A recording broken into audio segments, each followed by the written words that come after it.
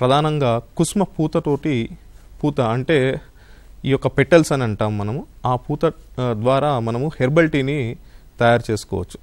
దీంట్లో ముఖ్యంగా ఈ హెర్బల్ టీ అంటే డికాక్షన్లో చూసుకున్నట్లయితే వివిధ రకాలైనటువంటి ఖనిజాలు, విటమిన్లు, ముఖ్యంగా vitamin B1, vitamin B2, vitamin B2, vitamin C మరియు ఈలు విరివిగా ఎక్కువగా లభ్యమవుతాయి.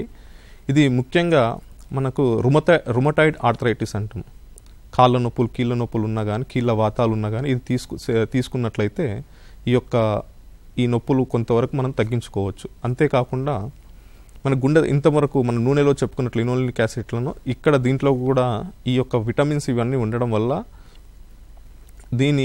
అంటే మనకు గుండె నుంచి రక్త ప్రసరణ చేసే ధమనులను వ్యాకోపింపచేసే లక్షణాలు ఉంటాయి. అంటే దాని డయామీటర్ని పెంచుతాయి.